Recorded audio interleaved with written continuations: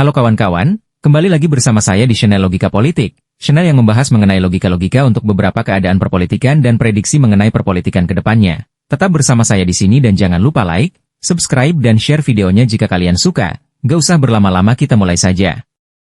Nah, kali ini ada lagi yang namanya Bu Siti. Bahasa yang dikeluarkan oleh Bu Siti ini sebenarnya nyelkit ya. Tapi karena dengan intonasi yang santai akhirnya terkesan santai juga. Dia bilang kalau Pak Jokowi harusnya Pak Jokowi belajar dari bagaimana seorang presiden yang purna bakti, gitu kan? Ketika purna bakti ya sudah memang. Kayak Pak SBY ketika purna bakti beliau bisa konsentrasi melukis, lalu membuat semacam puisi-puisi, menyanyi ada musik dan sebagainya. Kita lihat dulu videonya. Harusnya Pak Jokowi belajar dari bagaimana seorang presiden yang purna bakti, gitu kan? Ketika purna bakti ya sudah memang kayak Pak SBY purna bakti, beliau bisa konsentrasi melukis, selalu membuat semacam puisi-puisi, menyanyi, ada musik dan sebagainya. Dan rumah waktu Pak SBY muda itu sama menjadi tempat destinasi wisata juga, bahkan dari luar negeri gitu. Jadi ingin melihat seperti apa Pak SBY muda dulu di sana kan ya, di Pacitan itu. Walaupun juga kalau kita tahu ya Bu ya, bahwa Jokowi kan menggelar open house-nya memang di Solo yang menjadi rumahnya beliau begitu. Betul, Bu. Artinya kan apakah kemudian ini bisa digoreng menjadi ada upaya politik dari kegiatan ini Bu? Iya, yang menarik adalah sebetulnya mengapa gitu ya, lalu soon banget ya, baru ya istilahnya, baru 100 hari gitu, purna bakti, lalu rumahnya dikunjungi gitu kan. Biasanya kita melihat seperti apa orang mengunjungi Gus Dur, itu di apa namanya, di makamnya itu. Wah itu luar biasa itu, ribuan dan macam-macam gitu. Kalau kita bandingkan, jadi negara kita ini memang negara berkembang, yang dimana berkembang berbunga-bunga ya. Negara berkembang itu belum maju, belum advance gitu ya. Lah menuju negara maju itu biasanya apa ya? Ciri-ciri budaya tradisinya yang sangat kolektif, kolegial, sangat apa? Komunal gitu ya. Dan biasanya bagaimana masyarakat itu yang lalu sangat menghormati ketokohan siapapun itu dari berbagai background. Baik itu tokoh ekonomi, tokoh politik gitu ya. Lah, Pak Jokowi ini tokoh politik dalam hal ini kan gitu, mantan presiden. Dan tentu 2 periode itu memberikan catatan tersendiri dan memang berbeda ya. Turunnya Pak SBY, tidak usah jauh-jauh yang ke belakang, Pak SBY ya. Itu kan kita tidak mendengarkan apa. What's next, Pak SBY itu kan mau menjadi seorang dulu itu Sekjen PBB. Sama, Pak Jokowi itu disiapkan Sekjen PBB juga gitu. Tapi ternyata pulang ke Solo, lalu sekarang menjadi rindu ke masyarakat dan sebagainya. Tapi ini tentunya kita tidak bisa menerjemahkan ansih sebagai destinasi wisata gitu ya. Ada tambahan politik di belakangnya. Pasti ada politik, gitu. Ada sentuhan, ada sentuhan politik.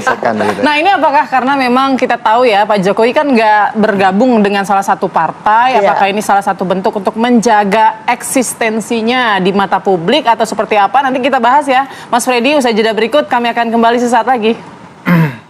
Nah di video itu Bu Siti berkata dengan bahasa dalam tanda kutip seharusnya. Jadi yang gas seharusnya adalah Jokowi menerima tamu dari ribuan masyarakat yang datang ke rumahnya begitu ya.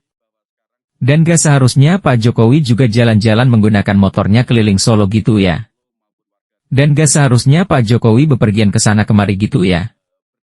Harusnya Pak Jokowi di rumah saja, melukis, nyanyi-nyanyi, bikin puisi.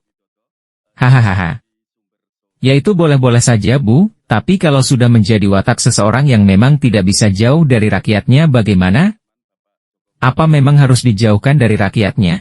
Kan tidak begitu Bu, dan saya sudah memberikan prediksi-prediksi untuk Pak Jokowi dan keluarganya di video yang pertama saya upload. Videonya saya taruh di deskripsi ya. Perbedaan antara Pak Jokowi dengan presiden-presiden sebelumnya memang terlihat banget dong pastinya. Kan sudah jelas yang berdatangan ke rumah Pak Jokowi itu tidak diundang oleh Pak Jokowi, masyarakat dengan sendirinya berbondong-bondong pada datang ke rumah Pak Jokowi dan hanya ingin bersalaman dan berfoto dengan beliau saja. Saya sebagai salah satu masyarakat Indonesia yang belum pernah datang ke rumah beliau saja iri, kok rumah saya gak sebegitu ramainya didatangi warga ya. Katanya tamu yang datang membawa berkah, dan menghilangkan dosa si tuan rumah, juga mendatangkan rahmat. Lah ini kok seakan-akan rumahnya tidak boleh ditamui oleh siapapun? Lalu ada unsur politiknya kah? Saya gak bisa bilang kalau gak ada unsur politiknya, tapi unsur politik itu memang datangnya dari warga yang berdatangan tiba-tiba dong, karena Pak Jokowi gak mengundang mereka, dan ini justru memperlihatkan kalau Pak Jokowi memang masih dicintai masyarakatnya dan masih digandrungi oleh jutaan masyarakat. Mereka mau antre hanya untuk bersalaman dan berfoto bersama Pak Jokowi saja loh ya. Lalu ada masalahkah dengan Bu Siti ini? Seharusnya gak ada masalah dong ya. Toh yang repot juga keluarga Pak Jokowi, yang sibuk juga bukan Bu Siti kan? Masyarakat berbondong-bondongnya ke rumah Pak Jokowi kan? Bukan ke rumah Bu Siti kan? Jadi masalahnya di mana? Apa gara-gara Pak Jokowi gak mau melukis, nyanyi-nyanyi, bikin puisi seperti Pak SB? Ya malah aneh. Lagi-lagi yang berbicara itu adalah seorang profesor loh ya, bukan orang yang abal-abal, hahaha.